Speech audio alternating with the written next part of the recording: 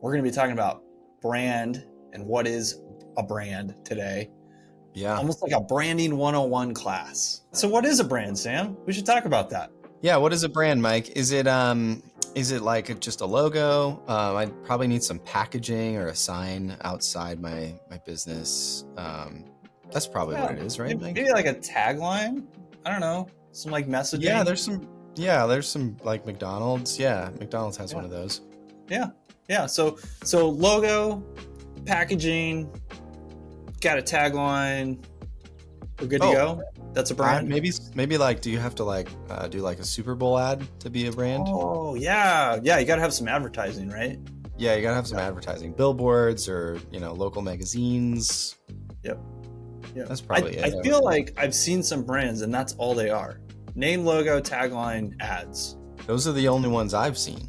Yeah, and they don't even deliver a product or service. They just, advertise all the time. Oh yeah, products or services, I guess. I guess that would be something too you would probably want to have. Yeah. It's interesting when you think about like just what is a brand. It's like you keep adding things. It's like, okay, I need the name, logo, tagline, website, product, service, even like the experience that you create around those things. I think of like Starbucks as a really interesting example of a brand. Like, what is a brand? Could you go to a Starbucks if you didn't see the logo anywhere and the name? Would you still know it's a Starbucks? And I feel like the answer would probably be yes. Mm-hmm. And some of that would be the color, like that green is just so distinctively theirs. But I even think about like the style of the way they design out the interior of their stores, and even the way that you're approached and you have a conversation or you interact with the staff. There's like clearly a lot of training behind that. Or I think of a brand like Dutch Bros or In-N-Out, like Chick-fil-A, where like the service is so much a part of their brand. Even down to things like, you go to a Chick-fil-A and you say, oh, thank you. And they go, oh, my pleasure. They never say you're welcome. So like that's very, very much in their brand. That is their brand.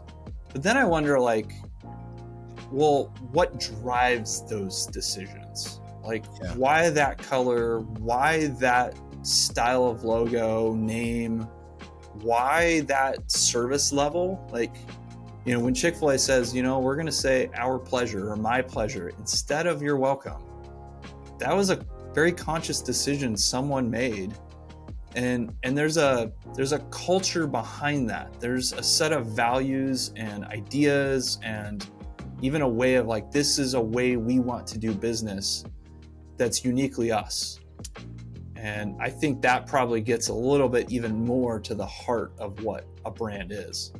What's interesting, Mike, is all the things that we started in this video saying, like, you need to have a logo and you need to have a tagline and you need to have ads and you need to have products and services.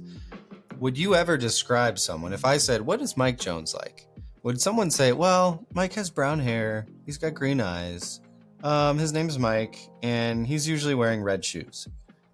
Some people might say that about Mike, but if it's really like, no, I really want to know what is Mike like? Like, if I was Mike's friend, how would I feel about Mike?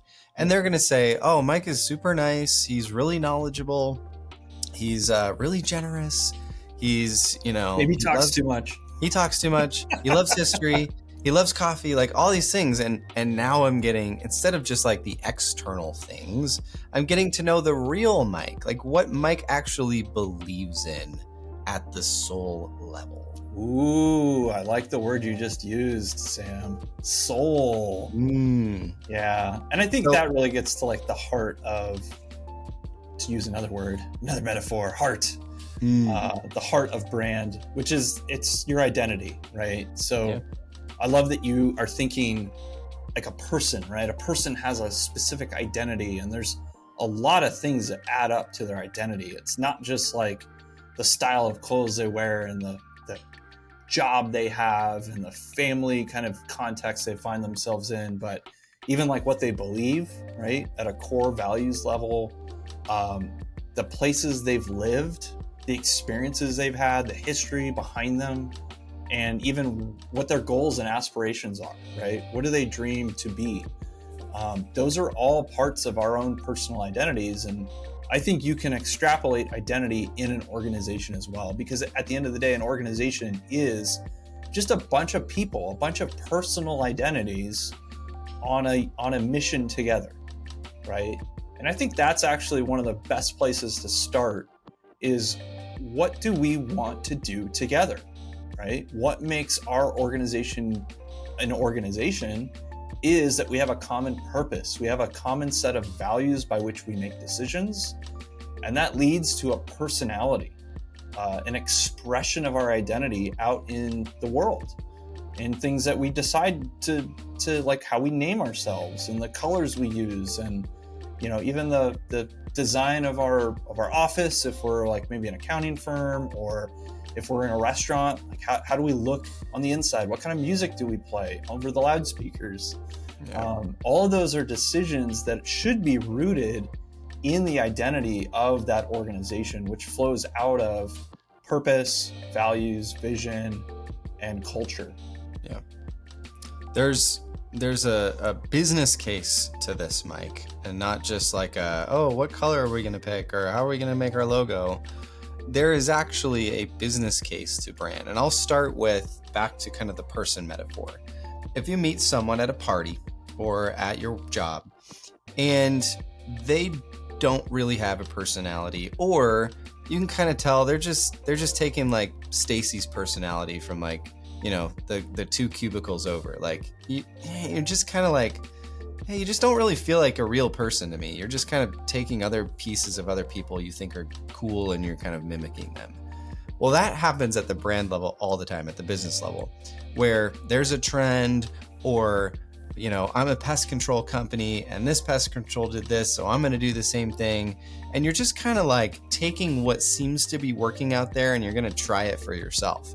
Yeah. Well, there's a fakeness to that, a falseness. There's a forced nature of just an entity that ultimately other humans are going to be interacting with. So on a personal level, you probably don't want to be friends with somebody like that, because they're just going to change when they feel like something else comes along that's kind of cool. On the business level, if you actually have a true personality, you're true to the soul of your firm, and what it is rooted in and what you actually believe in. And if you know that and you start telling the outside world about that, what's going to happen? You're going to find people, customers, that really gravitate towards that. You're going to find other people who are like, I'm not really into that. I don't believe in the same things. But you're going to start to create a fan base, Mike. Yes, your brand should have a fan base, whether you're, a soda company or an accounting firm. I would argue that the best brands actually create really strong fan bases. And what that does for you is you have now a dedicated fan base or client base that believes in what you're doing. They don't just they don't just need tax return services, or they don't just need a refreshing drink on a hot day. They actually believe in your brand and what the brand believes in. That's way stronger than just like, yeah, he got my taxes right, so it's a good company. Yeah. And if you think like, oh, we're going to do what we do well, but we're not going to do it in an interesting way, right? We're not going to express ourselves in what is unique about us in what we do at the risk of offending someone, right? Yeah. Like, oh, we really want to make sure our burgers are perfect for everyone. Like everyone can we want our burgers to appeal to everyone. Well, what ends up happening is that there's nothing interesting about what you're doing. And so then you become a commodity, right? You're just one of many. And when you don't have anything unique, your personality is kind of not being expressed. There's something unique about what you're doing. I guarantee it. There's something in your DNA as an organization that is uniquely yours, that drives you to do what you do, and you just got to let it out. You got to find what it is, and you need to amplify it as much as you can. Yeah. And what you're going to find is, yes, there's certain contingencies of people who are going to be like, that's not for me. But the people who actually like what you do are going to start to love what you do and understand why they love what you do, so they can tell others about it. And they can say, yes, this would be a great fit for you. This product, this service, this company would be a great fit because here's why. When they don't know why you're a great fit, they can't tell others about you. Like, it's just hard. You keep telling me about that place. What do you love so? I don't know. It's the burger's good, I guess. Like, that's not going to get anybody excited about going. So, we keep using the burger restaurant motif, but I think that really goes for any brand of any kind of organization at any level. And ultimately, what you're talking about, Sam, is you're building loyalty, right? That fan base becomes loyal to you. They'll pick you over other options. It's hard for them to leave and decide to do a different option, and they'll keep coming back, like, over and over. They might even grow in their association with you. I mean, one example we talk about all the time is Nike. When you think about how many different SKUs Nike has, it's insane. Like, are they the best at every one of those SKUs? Are they like the best basketball shorts or the best golf shoes? Probably not.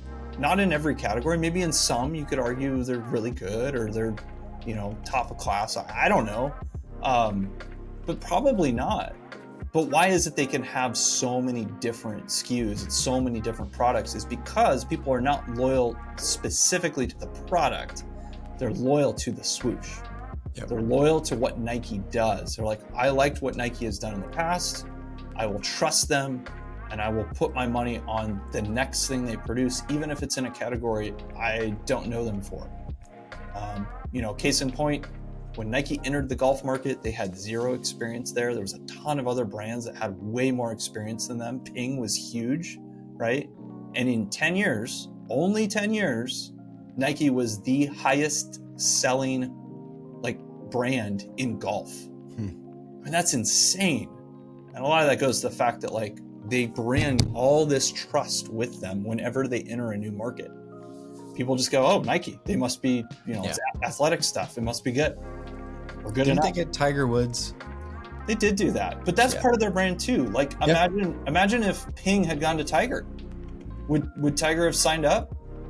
Well, not when Nike says, we'll do it. Yeah. We'll sign you.